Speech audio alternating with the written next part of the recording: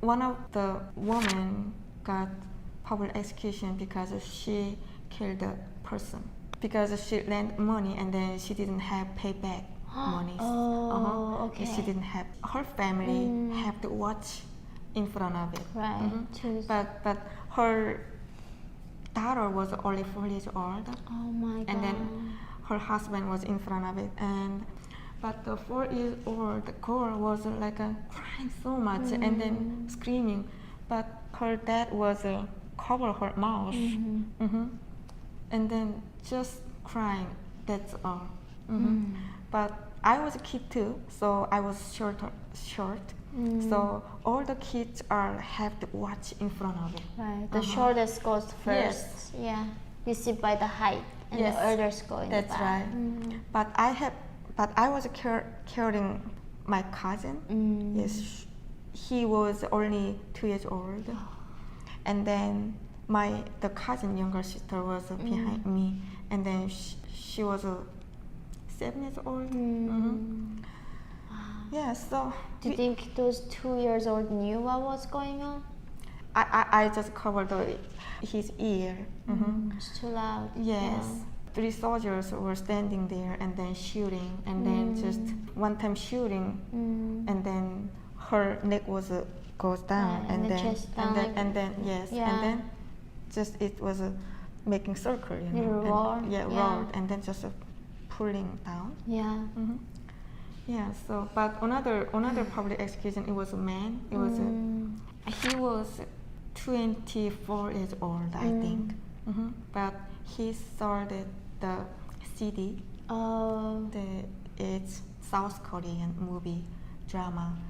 So that's why he got public execution. Right. Yeah, and then they say that if you do like him, if watching or selling those things, you will same thing. You will have public execution. Right. Yeah. So yeah.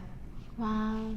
What a horrible system that is. That's is right. that like to a young child? I still remember going through the same thing. Like you need to criticize your fellow classmates, and it forces you to become almost like enemies to each other. That's right. So that's why it's just nobody can trust. Right. Just monitoring just each other, just looking what they are doing something wrong maybe, and then they're just catching and then just. Because you have to criticize somebody every single week. That's right. Every week you need to come up with somebody to criticize. So that was the worst ever. So when you were born, like what did you think about the country? Okay. When I was babies, we couldn't think about even like what kind of country is North Korea. But all I thought is I think the government is brainwashed us. It's our country is the best. So I thought the country is best. So you thought you were living in the best country on earth? Yes. Yeah. So, but were you happy?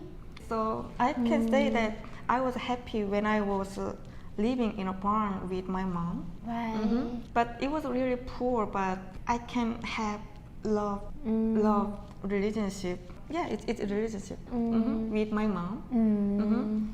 Yeah, but after preschool, and we moved another area to live. But it was started like in trouble because my mom have to make money, so I have to wait for my mom to come back.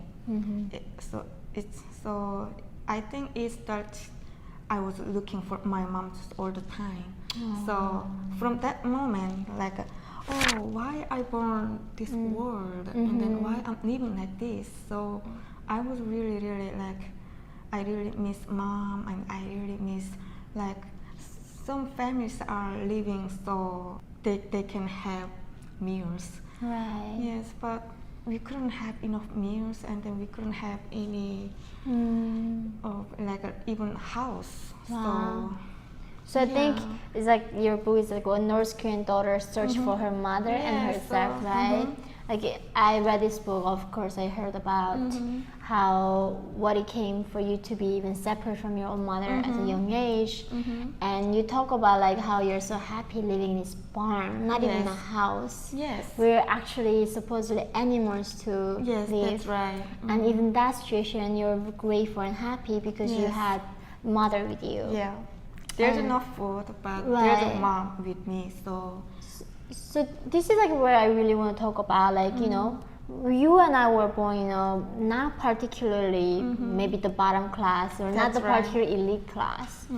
And North Korea was supposedly the socialist paradise. yes. The government needs to provide you free housing, free food, and free healthcare of everything. Yeah. So was that barn provided by the regime, or how did you end up living in a barn? Okay, so when my father and my mom got divorced, we couldn't, we cannot just move to another area because I think the government doesn't allow. They to, restrict the freedom of movement. Yes. So we have to wait like a few years to. So that's why, but right at that moment, my mom didn't have a house. So she was asked the team leader when she were working area. So she was asked, I can't move right now another area, but I have to still, she have to still work there. Right. So then, where she can live. So I think just a few days was we lived in hut. Oh wow. And then because the barn was it looks like a just animal house. Right. So we have to clean up. So it took I think a few days. So after that, yeah, that's why we started living there. So the another thing that really struck me about reading this book was that I was also hungry too. Like I think as a North Koreans, we are a lot shorter than South Koreans Yeah. because we were malnourished That's very right. early on. And but I was never actually went that far becoming what we call 꽶제비. Yeah.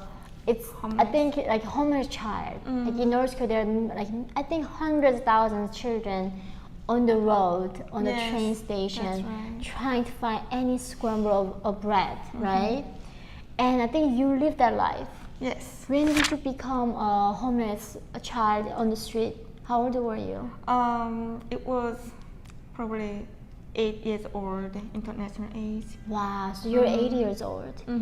And this is the thing, like, you know, we are now living this comfort life. And when I look back how I lived in North Korea, a lot of times I don't know how I actually survived. If I actually go back as an adult, I don't think I could even last for 1 week. That's right. Right?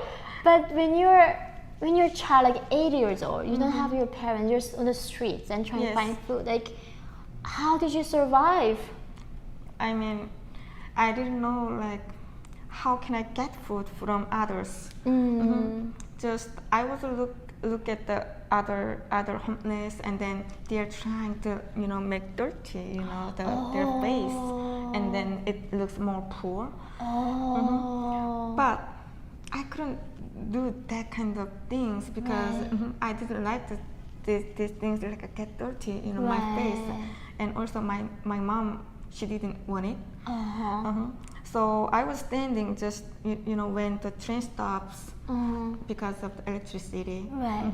So when people just eating their lunch or and then just we couldn't say I couldn't say anything, just and then stand there and then just behind them and then looking at them, and then just and then just they ask, are you want some food? And then I said just shake my head. You just not.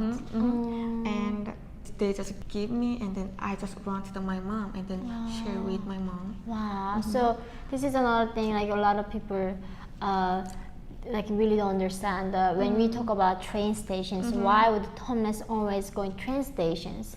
This is where people move around, and there's often electricity outage, right? So trains stop out of nowhere in the middle, Yes. and people stand there, have to wait for sometimes even days to wait for the electricity Yes. to come back. And that's when people have to like start eating, and the vendors go there to sell their food, and I think that's where you were surviving your life with. Yes.